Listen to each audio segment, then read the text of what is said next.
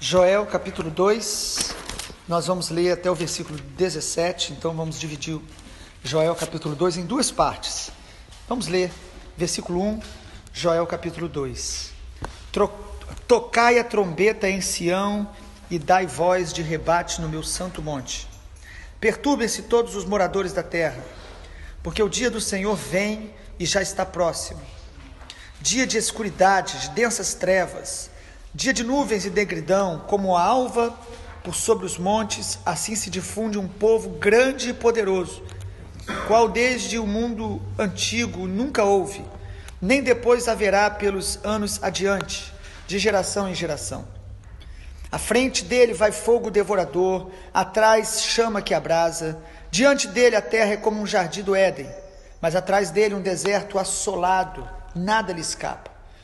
A sua aparência é como a de cavalos, como cavaleiros, assim correm, estrondeando como carros, vêm saltando pelos cimos dos montes, crepitando como chamas de fogo que devoram o restolho. Como um povo poderoso posto em ordem de combate, diante deles tremem os povos, todos os rostos empalidecem, correm como valentes, como homens de guerra sobem muros, e cada um vai no seu caminho e não se desvia da sua fileira. Não empurram uns aos outros, cada um segue o seu rumo. Arremetem contra lanças e não se detêm no seu caminho. Assaltam a cidade, correm pelos muros, sobem as casas, pelas janelas, entram como ladrão. Diante deles treme a terra e os céus se abalam. O sol e a lua se escurecem. As estrelas retiram seu resplendor. O Senhor levanta a voz diante do seu exército, porque muitíssimo grande é o seu arraial. Porque é poderoso quem executa as suas ordens. Sim, grande é o dia do Senhor e muito terrível. Quem o poderá suportar? Ainda assim, agora mesmo diz o Senhor, convertei-vos a mim de todo o vosso coração. E isso com jejuns, com choro e com pranto. Rasgai o vosso coração e não as vossas vestes. Convertei-vos ao Senhor vosso Deus, porque Ele é misericordioso e compassivo, e tardio em irar-se, e grande em benignidade, e se arrepende do mal. Quem sabe se não se voltará, e se arrependerá e deixará após si uma bênção, uma oferta de manjares e libação para o Senhor vosso Deus? Tocai a trombeta em Sião, promulgai um santo jejum, proclamai uma assembleia solene, congregai o povo, santificai a congregação, ajuntai os anciãos, reuni os filhinhos e os que mamam, saia o noivo da sua recâmara e a noiva do seu aposento. Chorem os sacerdotes, ministros do Senhor, entre o pórtico e o altar, e orem. Poupa o teu povo, ó Senhor, e não entregues a tua herança ao opróbrio, para que as nações façam escárnio dele, porque hão de dizer entre os povos, onde está o seu Deus? Até o versículo 17. Vimos ontem que o profeta Joel, ele começa a sua revelação escrita nos dando advertências. A advertência é uma maneira de Deus falar conosco. Nós oramos e cantamos pedindo a Deus para falar conosco e achamos que Deus vai falar sempre aquilo que a gente quer ouvir. Mas uma das maneiras de Deus nos falar é nos advertindo, nos alertando. O Senhor Jesus fez isso o tempo todo nos evangelhos e sobretudo quando ele falava acerca do final dos tempos. O Senhor Jesus aos seus discípulos dizia, ficai atentos, despertai, ficai alertas, para vocês não serem enganados ou serem adormecidos nos dias maus que virão sobre a terra. Joel no capítulo 1 nos traz muitas advertências, mas no capítulo 2 nós percebemos que o início diz, tocai a trombeta em Sião. A partir das advertências, o Senhor nos chama a um posicionamento. O Senhor nos chama a uma atitude. Não basta ouvirmos e percebermos o que Deus está falando ou advertindo. Nós precisamos de mudanças. E aí está, talvez, o ponto central de maior dificuldade, minha e sua, e que nós precisamos dar atenção. Não basta ter uma experiência com Deus ou ouvir Deus, mas nós precisamos perceber o que o Senhor está nos chamando a mudar. as decisões que Deus está nos chamando a tomar de mudanças, transformação, no nosso coração, na nossa comunhão com Ele, nos nossos relacionamentos. O que o Senhor quer fazer em nós? Ele quer nos transformar. A glória de Deus vem para nos transformar, não é para apenas termos uma experiência e falar que tivemos, ou nos emocionar, chorar, mas é para nos transformar, nos moldar, nos quebrar, nos espremer. A presença da glória de Deus é para arrancar de nós tudo que é carnalidade, amor ao mundo, tudo que é erva daninha plantada pelo diabo. A glória de Deus vem para nos matar, literalmente. O primeiro chamado de Deus para nós é a morte do eu, do ego, das vontades, das vaidades, de toda distração que rouba tanto a gente. E aí, o capítulo 2 é o capítulo da promessa. Porque a partir do toque à trombeta, o Senhor está dizendo: chamem a atenção, convoquem o meu povo para uma assembleia solene. O que é isso? Uma reunião séria. Nós gostamos muito de celebração, e não tem nada demais nisso, mas a celebração só é legítima quando ela é fruto de quebrantamento, fruto de arrependimento, fruto de temor que Deus traz sobre nós. E quando a gente percebe que o nosso pecado está sendo esmagado, nós vamos celebrar a santidade do Senhor com temor e tremor e alegria. Não é a alegria produzida pela alma ou pelo entretenimento no meio cristão, não é a alegria produzida pelas nossas vaidades, mas é a alegria resultado de um quebrantamento, de uma mudança. Ele me libertou da amargura, Ele me libertou do orgulho, Ele me libertou da falta de perdão, Ele me libertou da dificuldade que eu tinha de amar. Eu vou celebrar porque Ele está me transformando e me tornando mais semelhante a Ele.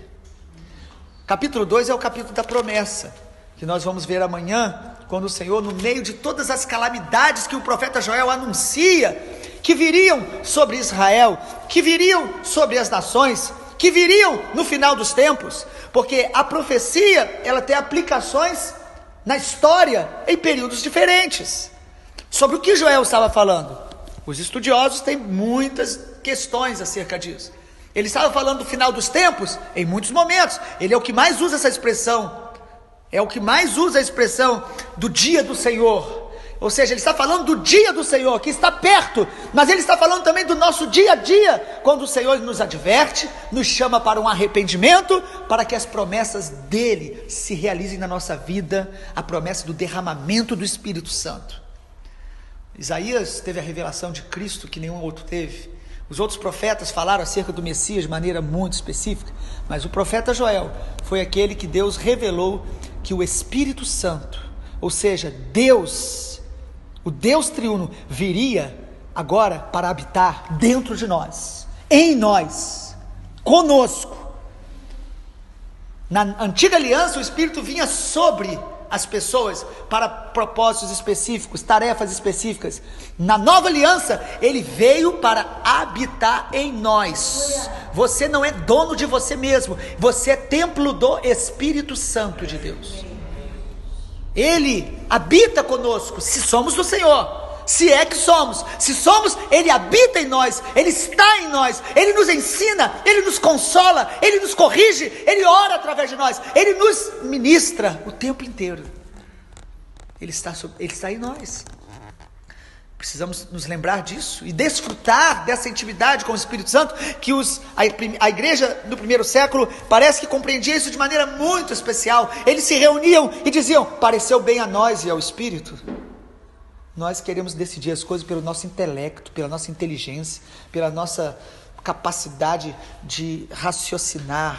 É óbvio que Deus usa nosso intelecto, mas nós precisamos ouvir o Espírito Santo antes de dar passos, antes de reagir a situações e até para discernir. Nós precisamos ouvir o Espírito Santo para ter discernimento. A convocação do profeta Joel no capítulo 2, ou a convocação do Senhor através dele, é para uma assembleia solene, uma reunião séria, com aliança entre o povo de Deus. Antes que as promessas de Deus se cumpram na nossa vida, Deus vai nos chamar a um profundo arrependimento. Antes da promessa, há um chamado para um profundo arrependimento. É impressionante que a maioria das pessoas lê Joel capítulo 2 e vai direto para a promessa. Deus promete no versículo 28, derramarei do meu espírito. Mas o texto no versículo 28 começa assim, e acontecerá depois. Depois de quê? Depois do arrependimento, do quebrantamento. Deus nos chama a um arrependimento continuamente. Arrependimento não é quando você faz algo errado. Arrependimento é uma atitude de coração que reconhece que Deus é santo, cheio de glória e que nós precisamos todos os dias nos sujeitar a Ele, nos render a Ele, reconhecer a nossa natureza pecaminosa, nosso coração enganoso, todos os dias. O religioso, ele se veste de uma capa para poder dizer que ele é aprovado por Deus. O religioso, quando eu uso essa expressão, estou falando da pessoa que usa de um sistema, seja qual for, chamando de religião, para poder apenas aparentar algo sem mudar o interior.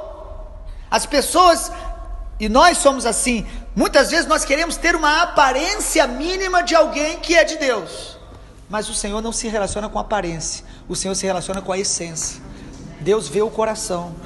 O chamado de Joel capítulo 2 é: chame o meu povo ao arrependimento, convoque assembleias solene, convoque jejuns, convoque o povo para jejuar, orar, chorar, e o Espírito Santo está fazendo isso. Ah, pastor, mas eu não ouvi ainda na minha igreja, eu não estou ouvindo. O Espírito Santo está chamando o seu povo a um profundo arrependimento, a jejuar, a orar pelas madrugadas. Ele está fazendo isso. Quem tem ouvidos, ouça. Ah, mas se eu não estou ouvindo, então não é comigo. A ignorância não te torna indesculpável. Porque a Bíblia diz: procure conhecer a vontade de Deus. E se você não está conhecendo, você não está fora da sua responsabilidade. O Senhor está falando através de Joel, tempos de crises, tempos de lutas, dias maus. O que a gente vive hoje é uma realidade. Ele fala aqui de um exército que vai entrando e devastando. Onde ele entra, ele devasta. Que exército é este? Na história poderíamos comparar com muitos impérios que destruíram Israel. Na história poderíamos comparar com as guerras. No futuro podemos comparar com o Armagedon, a possibilidade de uma grande guerra, onde nações do norte, possivelmente a China, a maior nação, e talvez a Rússia, venham contra Israel. E a aplicação, amado, pode ser várias. Às vezes a gente não aplica, porque nós não sabemos, às vezes, o literal, mas o chamado aqui é um só: se arrependa, viva uma vida quebrantada, para que você, diante das calamidades, sejam elas as guerras literais, ou as calamidades dos exércitos espirituais, os demônios que estão sendo invadindo as vidas, invadindo as casas, diante dessa realidade, se arrependa, se quebrante, se santifique, porque o Espírito do Senhor será derramado sobre a tua vida, no meio de tudo isso. O chamado é um arrependimento. E como é o arrependimento que o Senhor espera de nós? 4 características. Primeiro, de todo coração. Joel capítulo 2 nos chama a um arrependimento de todo coração. Essa expressão aparece no versículo 12: convertei-vos a mim de todo o vosso coração. O que significa isso, amado? Que nós podemos nos converter a Deus parcialmente. Nós podemos louvar a Deus parcialmente. Nós podemos estar aqui nessa manhã reunidos com um coração parcial. Parte quer agradar a Deus, parte quer agradar a nós mesmos. Talvez você não tenha esse problema, mas eu o tenho. E preciso clamar ao Senhor: Senhor, eu quero que o meu coração seja inteiro dentro do teu altar, diante de ti. Um arrependimento profundo, coração inteiro, disposto a abrir mão das nossas convicções de orgulho mais profundas e falar: Senhor, muda meu coração. Segundo lugar, um arrependimento com jejuns e choro. Várias vezes essa expressão aparece, versículo 12: jejuar, chorar. E não é o choro apenas da emoção, mas é um choro produzido por um arrependimento, por uma tristeza profunda, de ver como que o nosso coração se afasta de Deus, de contemplar a glória de Deus e chorar pelos nossos pecados e pelos pecados da nação e pelos pecados ao nosso redor. com jejuns. Nós precisamos pedir isso ao Senhor. Jejuar? Jejuar se tornou ironia no meio dos que se acham filhos de Deus.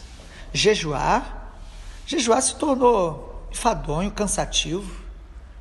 Por quê? Só por uma razão que a gente tem dificuldade de jejuar. Por uma razão apenas. Porque não ouvimos o Espírito Santo. Porque Ele chama para jejuar. Na palavra, quantas vezes? Mas nós não queremos abrir mão do prazer. Nós não queremos nos tornar indelicados com as pessoas que nos oferecem o tempo todo coisa para comer. E as festas? E os aniversários que nós vamos? Então, como jejuar nessa geração? Só de uma maneira: ouvindo o Espírito Santo. Ele vai te conduzir, Ele vai te levar. O Espírito Santo nos chama a um arrependimento com jejuns. Quando você jejua, não porque você quer uma bênção, não porque você quer uma cura, não porque você quer uma provisão. Você jejua porque você quer estar diante da face de Deus, se esvaziar de si mesmo, estar sensível à voz dEle, se deixar moldar por Ele. Alguns até não conseguem jejuar, mas conseguem fazer dietas. É impressionante. Por quê? Porque a motivação é distorcida. Vamos ouvir o Espírito Santo?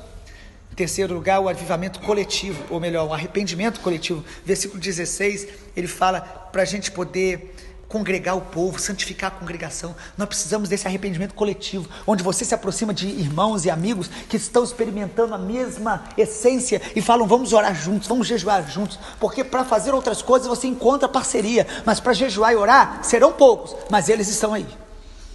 A se arrepender coletivamente, e nós vamos perceber que o que o Espírito Santo está tratando conosco, Ele está tratando com outros também. Isso é maravilhoso. O Senhor chama um arrependimento coletivo. E em quarto e último lugar, o Senhor chama a um arrependimento por causa do nome dEle, por causa da glória dEle. No verso 17, o profeta diz: chorem os sacerdotes, os ministros. Precisa começar naqueles que estão na linha de frente do exército de Deus. Se você tem uma responsabilidade no exército de Deus, comece em nós. E aí ele diz: não entregues a tua herança ao opróbrio, para que as nações façam escárnio dele. Porque hão de dizer entre os povos: onde está o seu Deus? A preocupação do profeta, ou o Espírito Santo fala através do profeta, que nós precisamos nos arrepender para que o nome do Senhor não seja blasfemado, para que o nome do Senhor seja glorificado. A motivação única que é legítima para orar, jejuar e se arrepender é a glória de Deus, é o nome do Senhor. Enquanto for nós mesmos, seremos imaturos, rasos e superficiais. Quando a gente começa a amar a glória de Deus, amar a voz de Deus, amar o olhar de Jesus, nós vamos nos mover para que o nome dele seja glorificado. Que o Senhor Jesus nos abençoe e que a profecia de Joel seja um alerta, um chamado ao arrependimento, para que as promessas de Deus se cumpram na nossa vida. Deus nos abençoe. Amém.